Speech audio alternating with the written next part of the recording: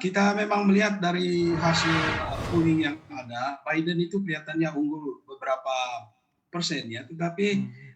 kalau Anda mengikuti pemberitaan dari media Amerika, mereka berhati-hati sekali untuk terlalu pagi mengklaim kira-kira ke arah mana hasil pilpres ini. Karena kedua kandidat sama-sama mempunyai dasar untuk optimis ya. Misalnya kalau Anda dengar para pendukungnya Trump, mereka optimis sekali, bahkan sampai ada yang mengatakan akan landslide untuk kemenangan Trump. Tapi Biden juga punya alasan untuk optimis dari angka yang Anda ajukan tadi. Kelihatannya pada tahap ini dia sudah unggul, tapi kan masih banyak negara bagian yang perlu menyelesaikan perhitungannya, sehingga kita masih menunggu beberapa hari ke depan. Mudah-mudahan ke arah mana pilpres ini sudah bisa diketahui oleh rakyat Amerika maupun dunia yang memonitor pilpres ini.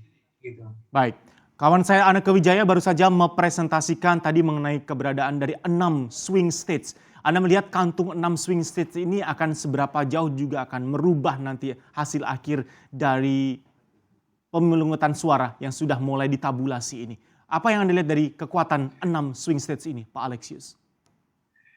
Ya, kalau Trump ingin menang, dia harus memenangkan semua di swing state itu. Terutama yang menjadi sorotan di media Amerika itu kedudukan negara bagian Pennsylvania.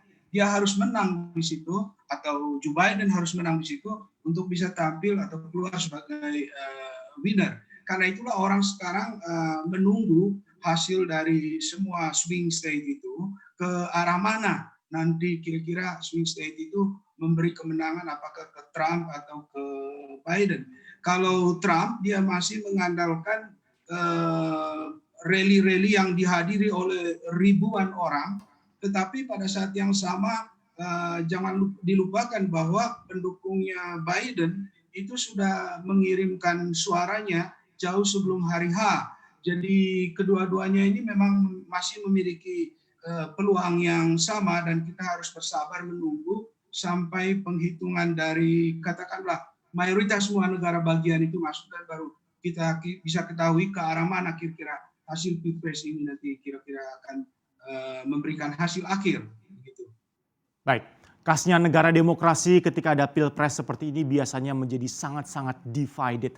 Tapi Pak Alexius, Betul. untuk pilpres kali ini dibandingkan dengan 4 tahun yang lalu, seberapa lebih polariskah? Ataukah malah justru less polaris dibandingkan waktu Hillary melawan Trump waktu itu? Kelihatannya polarisasinya makin tajam, apalagi Malah dengan makin tajam isu-isu ya? yang ada sekarang. Ya, makin tajam karena ada juga yang menganggap bahwa pilpres ini sebenarnya referendum terhadap Trump. Apakah kebijakannya Hmm. selama ini diterima dan gaya kepemimpinan diterima atau ditolak oleh rakyat Amerika. Dia bahwa dia mendapat satu legitimasi atau kepercayaan untuk meneruskan pola kepemimpinan yang sudah dilakukan selama ini, karena ada bukti penerimaan dari katakanlah lebih 50% rakyat Amerika begitu.